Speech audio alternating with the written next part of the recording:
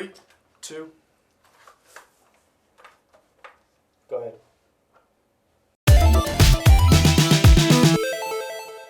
What's up, Internet World? We're the News 19 Nerds. I'm Michael. I got this guy over here. Who are you? Okay, that's cool. So we are doing a non-spoiler review of... Star Wars! I should have known. You knew it was coming. I didn't know what was coming. But you knew something was coming. Yeah, something was going to happen. This is a non-spoiler review of Star Wars Episode 9, The Rise of Skywalker. If you want to do a spoiler, you want to do a video of our review of the actual movie and a spoiler one, we have a separate video up with us, Lauren, and a special guest. Yeah. So you don't want to say who it was? Oh, it was like... Okay, fine. Special guest. No, we the reason why I didn't know what thumbnail you were going to use for us, if you were going to put him in like... Oh, yeah, it'll be him. Never mind, it's Jacob. It's like, yeah, it's not... I wouldn't hide him. I didn't know if you were going to do like a thumbnail like of the movie or something, or you were going to show all four of us. All four of us? Okay, cool. Yeah, it's Jacob. It's Jacob. Jacob's back. Yes. So yeah, this is non-spoilers. We won't go into any type of major plot details. No, we'll just talk about overall thoughts. Yeah. I guess we didn't really rate it in the spoilers, but I guess we can rate it here. Not really. Give her a rating type thing. This thing, like, I can talk in it. How long have you had that? Almost 10 months. Okay, it's been a bit. I thought so. Yeah. Great. Finding out new technology is always great. So episode 9 is out. What'd you think? I do not agree with the critics. Let me rephrase that. I do see a lot of the problems that they raise in terms of maybe it touches on a lot of familiar things that we've already seen, and it kind of get kind of jumbled. I don't think it is. It should be the second lowest reviewed movie in the Star Wars universe. It's the second lowest? I think like Phantom Menace might be lower, but it's like in the 50s, like overall. It's 58. Yeah, I don't. 58% tomato meter, 86 audience score. Yeah, I don't think it's 58. Goodness gracious, I have problems with it, but I enjoyed it overall. I didn't know it was like the second low. That's People, I think it was lower than what you're seeing now. I think it was lower than that, so it's gone up some. Yeah, I'm about to go off. But I didn't know that. Yeah, I think it's a fine movie. I don't think it's perfect by any means. There are a lot of things I could pick apart, and I think that means we care about it because there are so many things we can't pick apart. I think that's kind of a positive because we have so much love and investment in this story. We want to see everything the way we want it to be, I guess. I think we got to take a step back. I'm sure you're going to get on this more, but take a step back and be like, it's okay. It's not the worst thing ever. Guys, this movie is not worse than the prequels, I don't think. I don't think it's worse than the prequels by a large margin. A lot of cool special effects, incredible overall cinematography in terms of the shot selection. This is a beautiful movie, especially the beginning of it. But I'm going to talk long enough. Go ahead. No, I mean, you were hitting all the beats. I enjoy it more than I dislike it. I loved it. I enjoyed it. This is the big. We've talked about this throughout some of our videos. For those of you who are fans who have been here, if you're new, my problem with it is, or with these things, is that we live in a divisive era where you either love it or hate it, and if you hate it, then you must make it poison for the people who love it. This is not going to be the movie that makes everybody come together. People are going to feel one way about it or another. I enjoyed it. There are definitely, like you said, parts about the movie that you could literally just, what about that? What about this? What about that? That's true of any movie. I can do that with Inception, and I love Inception. I can do that with Goodfellas, and Goodfellas might be perfect. So that's just with anything. I do not agree with the critics when it says this is the second worst movie. Now, granted, we are reviewing this within the 24-hour span. I'm not being a prisoner of the moment where I say I really like this movie. I think it's a fitting end to the franchise. When I say franchise, I'm saying Episode 1, including Rogue One, including Solo, to now, because that's what this film franchise is. Yeah. Everything. Yeah. Clone Wars. I hadn't seen Rebels, so I can't include that. It is a fitting end to me. But what I will say is, see it on your own. Don't listen to anyone else. Get your own opinion. Go into it with no expectations. Remove whatever you think is going to happen and just see it. I I know we've done trailer reactions. Once I saw that last trailer, I was done watching anything else. I didn't see the clip. I know if you watch The Mandalorian, episode 7, there was another clip. I never watched it. I know there was a clip going around of different things. I didn't watch it. I went into it with, I don't want to say low expectations, but with I just want to enjoy Star Wars. There was a part, I guess it would have, but it would have been last week, that Saturday. They announced on the Game Awards that there was going to be a special clip with J.J. Fortnite. With J.J. Abrams. Apparently but also there was a clip in that definitely does tie into the movie. And I hadn't seen it, but I almost kind of want to see that clip or to take in that particular part of media so it gives me a better backstory for episode 9. But I know that audio, that media that was in Fortnite directly ties into episode 9. So I mean, I'll go back. What I do is when I watch a movie, I enjoy the movie for what it is, and then I go back and read interviews and watch the all the things that built up to this, because I want to go into it without having anything spoiled for me. Yeah. And that's why I want to do this review. If you want a spoiler review, we have that. This is just a take on our impressions of the movie, and to kind of talk about the fact that this is the last Skywalker movie we're going to get, according to Bob Iger. This is it. We're going to take a break from the movie. well, I think that's Kennedy. It's Kenny? Well, the reason why I feel like Kathleen Kennedy's like, oh yeah, Skywalkers are done, but I feel like Bob is like, let's make another That's one. true. Because Kathleen Kennedy's like, we're not doing trilogies anymore. Yeah, Bob said, hold on. Bob was like, really? We may do trilogies. I don't know. Bob was like, don't speak for me. Yeah. So Kathleen Kennedy's like, Skywalkers are done. So but, that's what we've been told. So I looked at it like this, and this is not my original idea. I saw somebody who posted this, and I was like, that's a brilliant way to explain it. Let's say you're a fan of a team, of football, baseball, whatever, and this is the last game that team ever played in their stadium, and their franchise is over. You go nitpick that last game, or you going to enjoy the moment of how you felt about that game? That's how I looked at it, and I can definitely see that. That's a very good way to break this down. I thought it was beautiful. I thought it was shot very well. There are some things that I wish there were more of. There were things that I wish there were less of. I really enjoyed the addition to these guys in the movie. They created. Hey, spoiler alert, which is any spoiler alert. Overall, Stormtroopers are the worst army ever.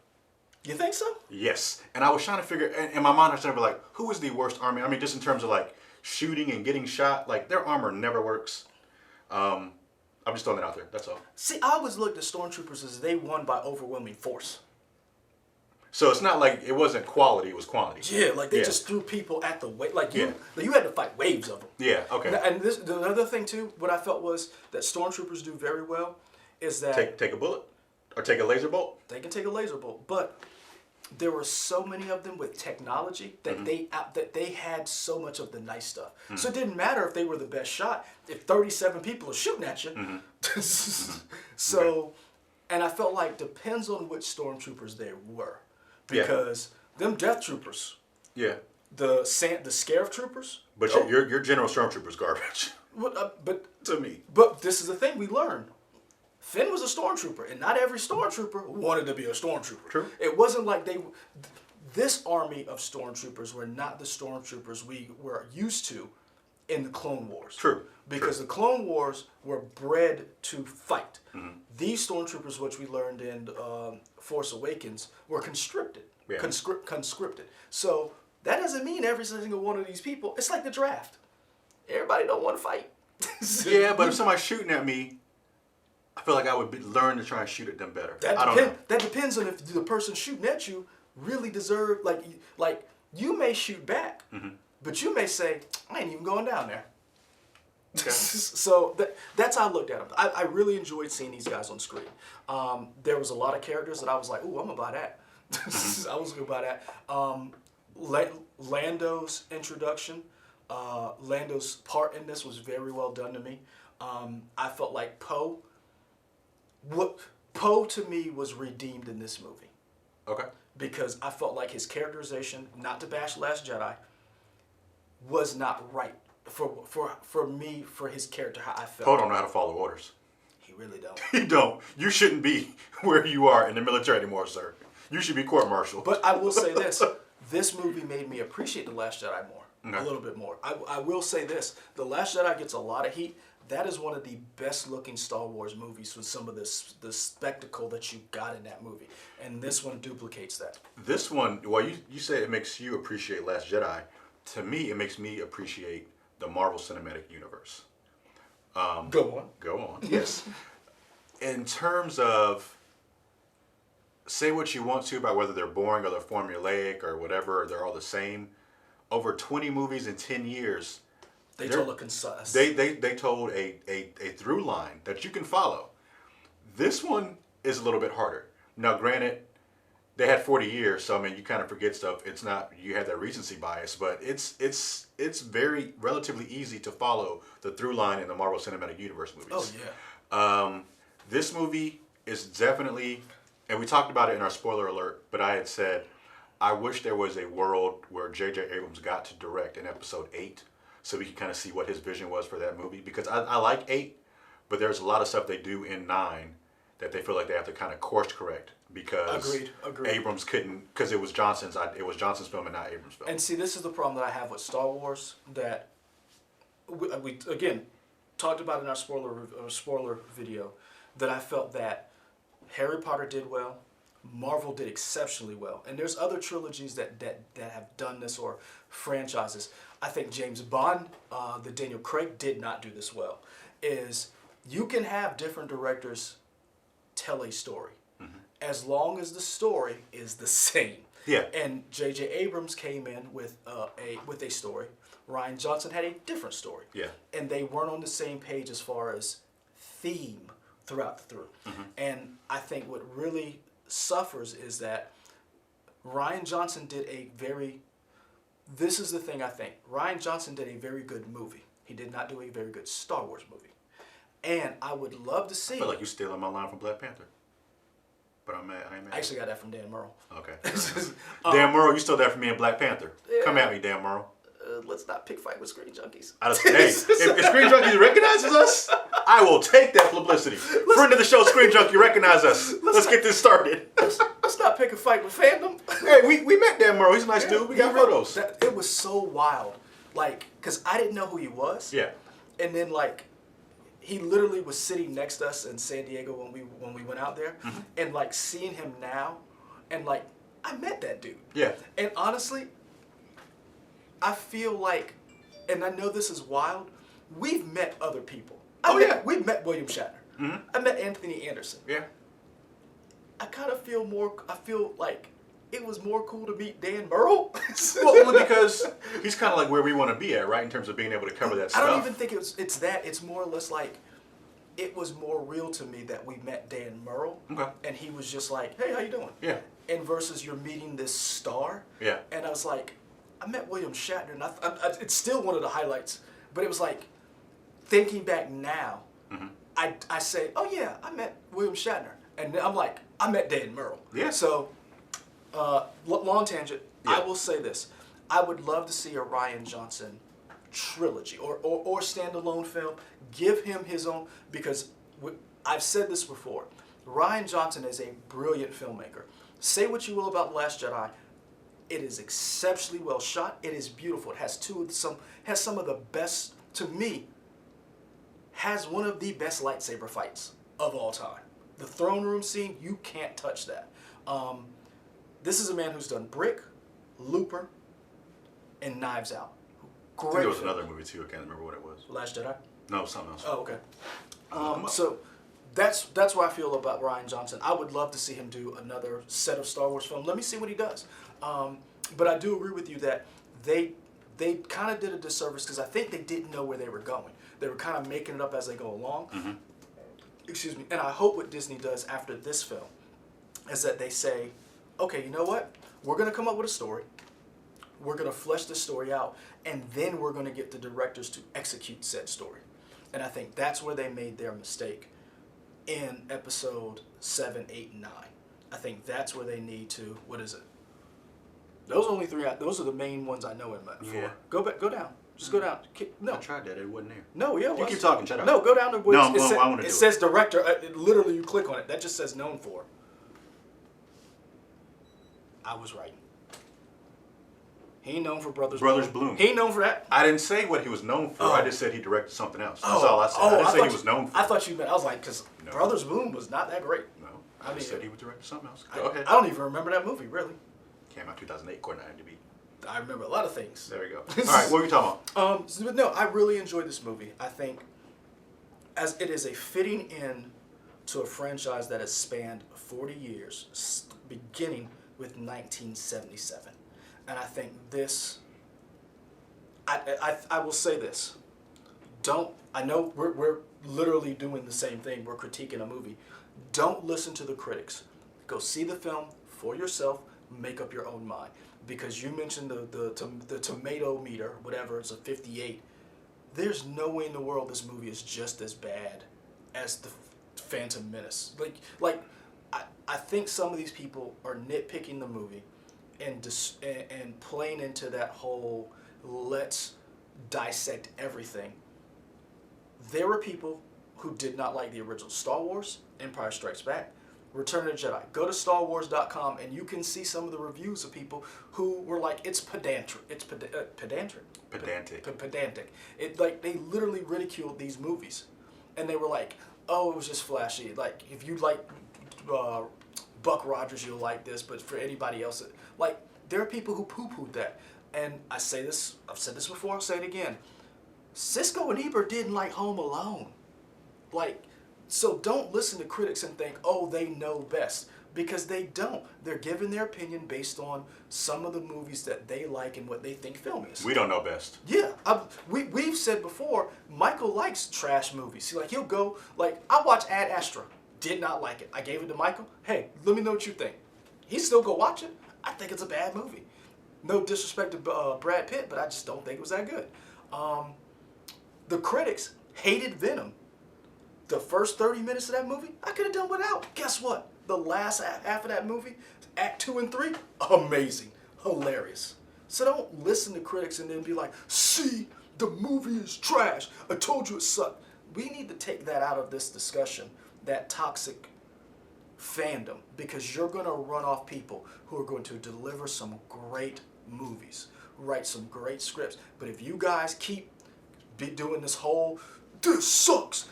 By you guys, he means all of us. Because I will say this, I would have been that person had we had Twitter and social media back in the day.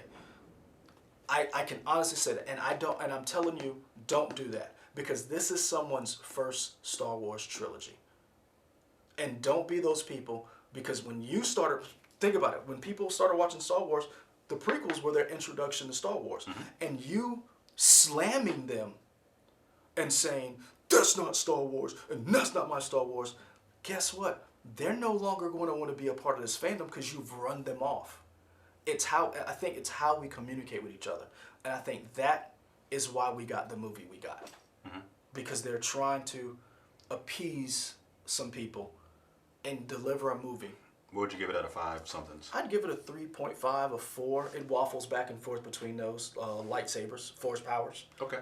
3.5 to 4, right around there. Okay. I'd give it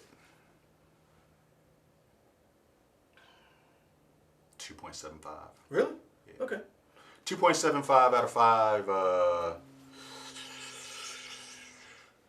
Poe Dameron sexy looks. That's a sexy man.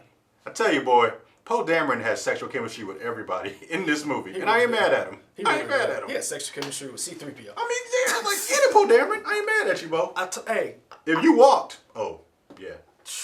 Doesn't matter. Oscar Isaac's man. Yes, I ain't mad at him. That's it for us. I really want people to go see it. I say, one of the things that I remember is, and I had this conversation with some family members over the Thanksgiving holiday.